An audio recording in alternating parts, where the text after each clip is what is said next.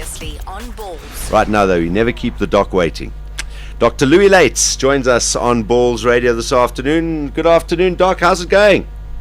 Hi, Darren. All right, thank you. How are you? Very, very good. Nice to chat to you again. Life treating you well there on the KZN coast and after another beautiful winter?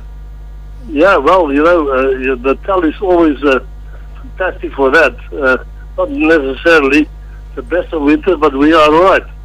I think they have the best winters in the world because it never gets cold there. So it's beautiful. It's like a normal summer's day in some parts of the world. But you still got the brewery going there? No. We sold the brewery Okay. to a gentleman in Stellenbosch who wanted it, and so we have nothing here. No. So what do you do with your days now? Are you just enjoying life, relaxing? No. That I wish it was so easy. At this point in time, we have investments, and we have our investments, and we have new investments to do, and we have to do that. So I'm still keeping busy. All right. Well, that's great to hear, and you're sounding very well as well, which is great. Thank you. And obviously, you've been watching and still following rugby and watching what's been going on in South African rugby over the years. It's been how long since you kind of went down and sort of left? I know you obviously were advising and involved in a more sort of low key capacity for a little while. But when you left the Lions, how many is it? What, 11 years now?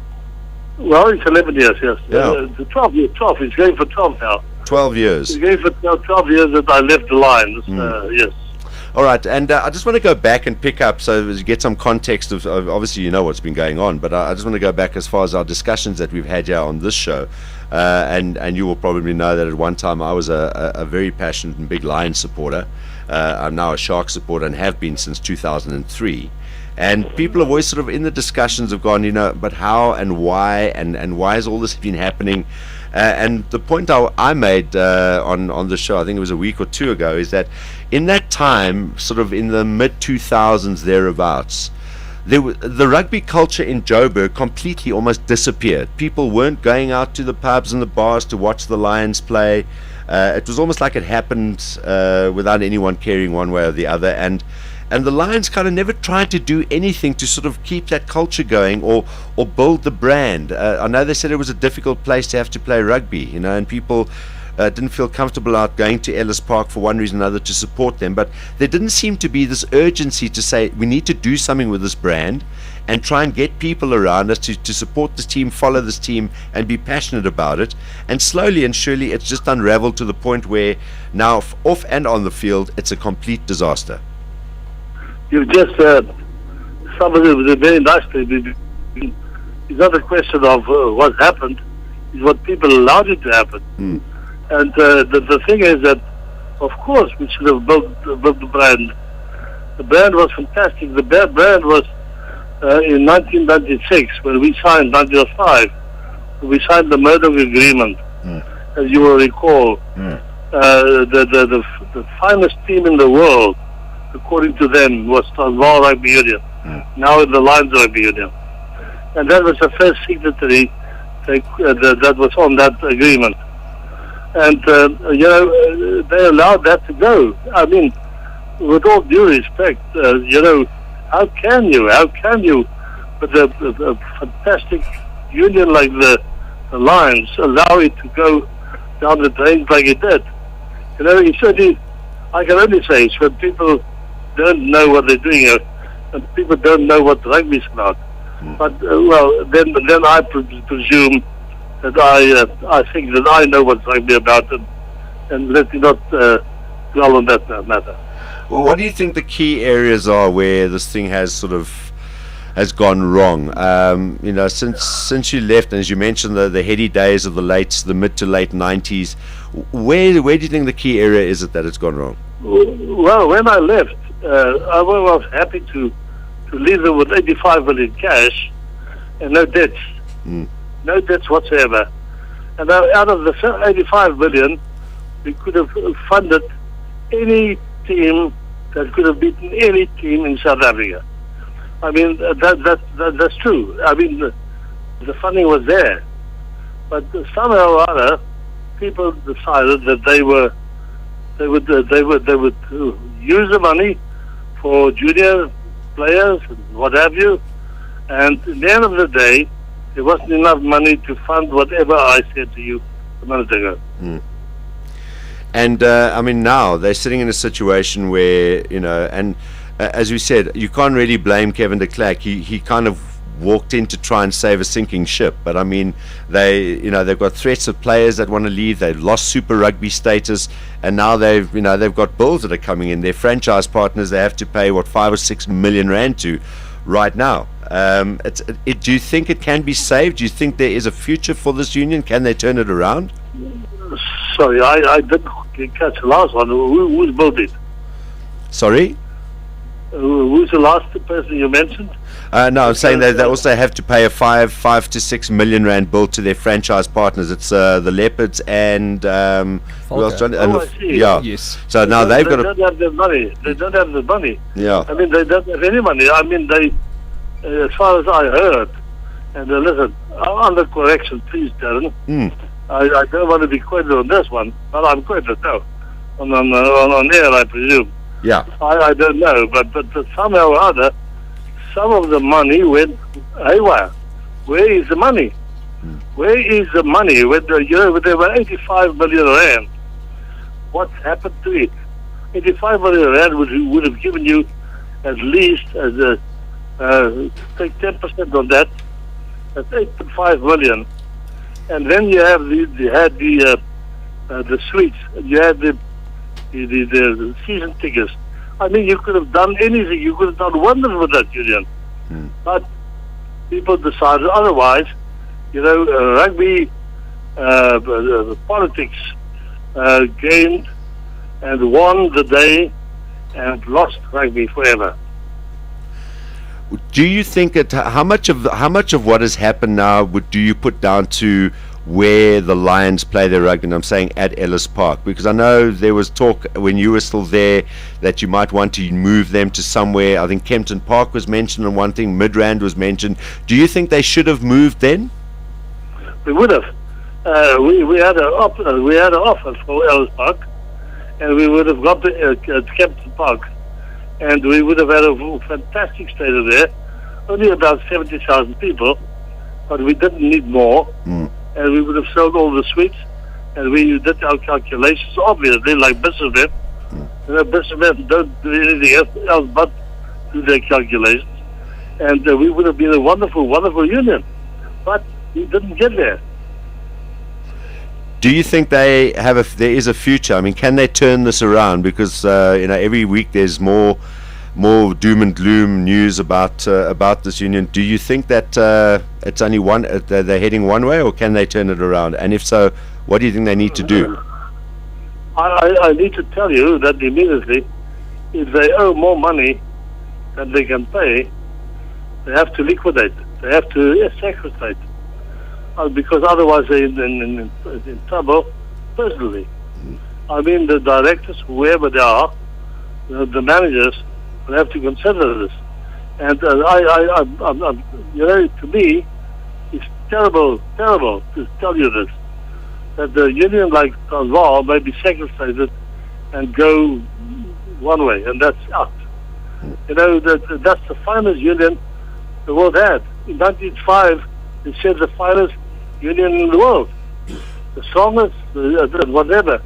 But nonetheless, unless they did that, they're gone. Yeah, it's crazy that our biggest city in the country, and they say that the Blues are heading in a similar path in New Zealand. But I mean, the biggest city in the country, Johannesburg, and they can't sustain a team that should be there regularly amongst our top 2 or 3 sides. I can't believe it. You know what we needed to do, but I would have done, and I'm not there. I'm well out of the way. Thank God. Thank God. I'm well out of the way. I would have gone to I know a number of very big men. I would have said, let's rescue this union. Let's make this the best in the world. We can do it. Not too much money. We can do it. We can do it. And I would have put a plan to them. And, but there's no plan. There's no bloody plan. What the hell do they do? Has anyone picked up the phone? I mean, you've had such a close link with the brand, the Transvaal brand and the Lions brand, and what's, as you say, you left there with 85 million in the bank. You turned that into a business success, as you've said, and as everyone knows. Has anyone in that time, or even over these last few years, gone, look, we're in trouble here. Let's tap into the expertise of Dr. Luyt and see if he can then, because surely there must be still some kind of passion and connection with, the whole concept of Transvaal and Lions Rugby. Has anyone contacted you to say, advice, please? The wonderful thing is that they were trying to find a way to blame me for losing the money. Sure. And I don't know how. How the hell do you lose 85 million in cash, invested in cash? You don't lose it. You lose it only if you're stupid enough to lose it. And when you overspend, that I don't understand. Look, I've had discussions with Kevin. Kevin is a fantastic man. He's a great guy. I wish, Kevin there couldn't be a better president than Kevin as a man, for the Lions. But you have to understand business. He does know the problem. He does, and I hope he does listen to this and gets annoyed with me. But I think he understands it. But the fact of the matter is, Darren, that unless they grab it now and say we have gone far enough, they will lose it forever and ever and ever. And then there's no Lions, there's no Global Rugby Union, nothing but nothing. And the worst part of that is the Bulls are going to march into Joburg, and then we've got to put up with them. That's exactly it. That's exactly it. We don't all mind. Well, look, maybe if that happens, you'll have to move the radio station down there to Belita and come and broadcast from your front garden or from your patio. The thing is, Darren, it can still be salvaged, right? Yeah. But it calls for clear heads, and you must forget about your egos. Forget about everything, and go and see the big people who call the shots. There are so many. Yeah. In Johannesburg, you can go to the. I saw the other day when somebody spoke to me about the Lions. I said, I would go to these guys, and I would say, please help me, and we can build the best union in the world. But I'm not told. I'm not willing to do that, and I haven't been asked to do it. So I'm offering something that's nonsensical. Okay, but that's what I would have done. Yeah, and they don't have to travel too far to find some of those people because they're sitting on their doorstep in Joburg. You're not going to find the right people right there. Yeah, right there.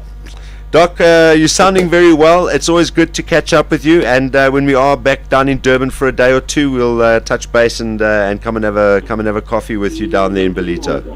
Why don't you? We will do that next time we're heading down to that part of the world. Look after yourself, and thanks for. You look after yourself. That's what. No, we are looking after ourselves. Thanks very much, Doc. I appreciate you talking to us. Cheers, bye-bye. Dr. Luyt talking to us on Balls Visual Radio today. So there we go. Never one to hold back on what he's thinking and what he feels. Makes a lot of sense. Yeah, I mean, there's a guy that actually did take it to success. And you would think, and I think he summed it up at the end there. Maybe when we speak to Kevin, we'll rerun that comment of Dr. Luyt's about him. It's like bringing in Kevin coming in, a hell of a nice guy, obviously a Transvaal legend, a Lions legend, a rugby man, passionate about the brand, but just maybe a little too late. It's maybe people that came before that the damage had already been done. But that would be the first guy I'd go to and go, okay, listen. Whatever's happened with you and the Lions and whatever people think about you, you did take it to success. So let's sit down. How do you think we should move forward on this thing? There's one person that you should be bringing in. Yeah, but you heard what he said about egos. Yeah. And you know what goes on in the boardroom. And I think with Dr. Luyt, once that has happened, and also when when people are saying it's because of him that they're in this situation, It's going to be very difficult to turn it around and say, okay, get him involved. But there it is. Very interesting chat. Dr. Luyt joining us on Balls Visual Radio this afternoon. Coming up after 4 o'clock, we will chat to Kevin de Klerk and see how he sees the way forward for, as Murdoch said, the strongest union in the world, in world rugby. And that was basically 1996, 16 years ago. It's not such a long time ago when you think about where they were then and where they are now. We the best on 3. 1, 2, 3. We the best. 2 p.m. to 6 p.m. Mondays to Fridays live on balls.co.za. Balls.co.za.